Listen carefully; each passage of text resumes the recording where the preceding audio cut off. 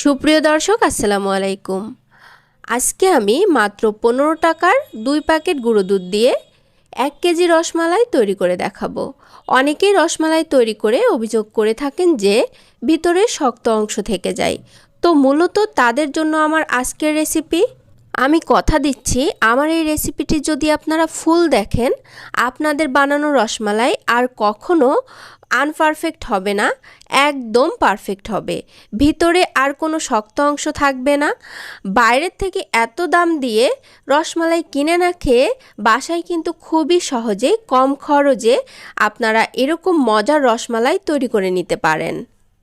রসমালাইটা তৈরি করার জন্য আমাদের প্রথমে লাগবে এরকম 15 টাকা দামের প্যাকেটের 2 প্যাকেট গুঁড়ো দুধ। আপনারা এটা যে কোনো লোকাল দোকানে পেয়ে যাবেন। এবার দিয়ে দিব 2 চিমটি এলাচের গুঁড়ো। এলাচের গুঁড়োটা দিলে আপনারা একটা দোকানের মতো ফ্লেভার পাবেন, এটা অবশ্যই দেওয়ার চেষ্টা করবেন। তারপরে দিব ঘি। আপনারা এখানে গলানো বাটারও ব্যবহার করতে পারেন, তবে কোনো প্রকার কোনো সয়াবিন তেল ব্যবহার করবেন না।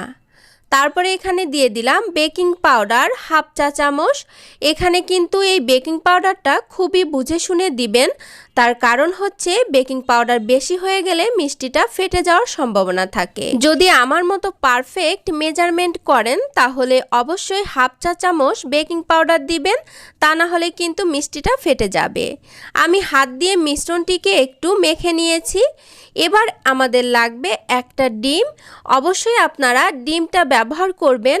দোকানের ময়রারা কিন্তু ডিম ব্যবহার করে, এজন্য তাদের রসমালাই এতটা পারফেক্ট হয়। দোকানের রসমালাইতে যেমন কোনো গন্ধ আসে না, বাসায় বানালেও এই রসমালাই থেকে কোনো প্রকার কোনো গন্ধ ছড়াবে না, তার কারণ এখানে আমরা এলাচের গুঁড়ো ব্যবহার করেছি।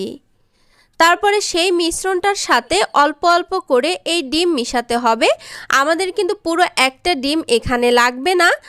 একটা সফট খামির তৈরি করতে যতটুকু ডিম লাগবে আমরা অল্প অল্প করে দিয়ে সেরকম একটা সফট খামির আমরা তৈরি করে নিব।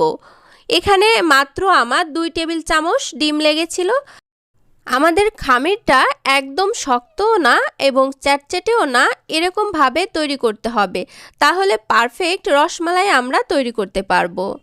আমাদের খামিরটা কিন্তু তৈরি করা হয়ে গেছে। এবার এটাকে কিন্তু কোনো প্রকার কোনো রেস্টে রাখা যাবে না, তাহলে এটা ফেটে যেতে পারে। এজন্য সাথে সাথে আমাদের মিষ্টিগুলো বানিয়ে নিতে হবে। আমি এখান থেকে লেচি কেটে, মানে ছোট ছোট লেচি কেটে আমি গোল গোল রসমালাইয়ের শেপ দিয়ে দিব।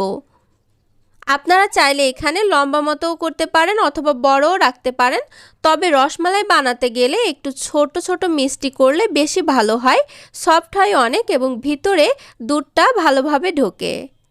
দেখতেই পাচ্ছেন আমি কিন্তু সবগুলো মিষ্টি তৈরি করে নিয়েছি। এদিকে আমি চুলায় আধা কেজি দুধ বসিয়ে দিয়েছি। এবার এটার ভিতরে দিয়ে দিব আমি 1/3 কাপ চিনি এবং 1/3 কাপের অর্ধেক চিনি। আপনারা এখানে যদি বেশি মিষ্টি খান তাহলে 2 বার 1/3 কাপ 1/3 কাপ করে দিয়ে দিতে পারেন। আমার এই রসমালাইটা কিন্তু যথেষ্ট মিষ্টি হয়েছিল।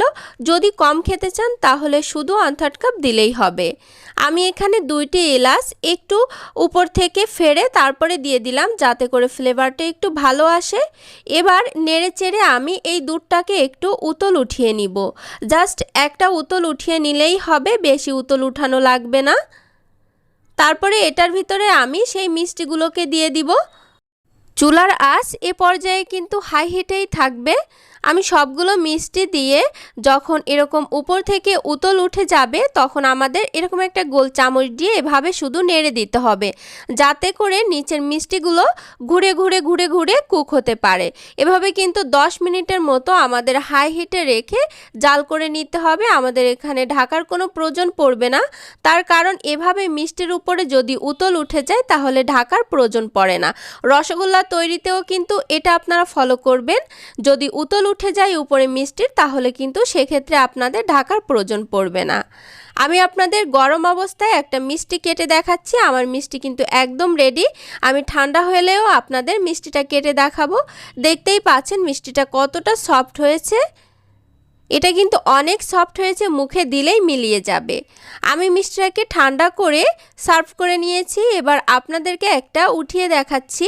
কেমন হয়েছে মিষ্টিটা, কতটা সুন্দর হয়েছে। এবার আমি আপনাদেরকে একটা মিষ্টি কেটেও দেখাবো। আমি এখানে 2টি মিষ্টি নিয়ে নিচ্ছি এবং একটা চামচের সাহায্যে কেটে দেখাচ্ছি আপনাদেরকে। আপনারা দেখতেই পারবেন মিষ্টিটা কতটা নরম হয়েছে, কতটা সফট হয়েছে দেখেন। এবার আমি কেটে দেখাচ্ছি আপনাদেরকে। এখন কিন্তু আরও একটু বেশি নরম হয়ে গেছে। গরম অবস্থার থেকে এভাবে যদি একটু কিছুক্ষণ রেখে ঠান্ডা করে নেন তাহলে আরও বেশি নরম হয়ে যাবে। এই মিষ্টিটার স্বাদ অতুলনীয়। বাইরের দোকানের মিষ্টির থেকেও আমার কাছে মনে হয় এই মিষ্টিটা বেশি ভালো লাগে। আপনারা অবশ্যই বাসায় ট্রাই করবেন। আমার এই রেসিপি একদম মেজারমেন্ট সহ পুরোপুরি ফলো করে যদি আপনারা বানান তাহলে অবশ্যই আমার মতো এরকম পারফেক্ট হবে আপনাদের মিষ্টি। আশা করছি আজকের ভিডিওটি আপনাদের অনেক ভালো লেগেছে। যদি ভালো লাগে একটা লাইক দেওয়ার অনুরোধ রইল। আপনার একটা লাইক আমার চ্যানেলটিকে এগিয়ে নিয়ে যেতে অনেক সহায়তা করবে। ধন্যবাদ।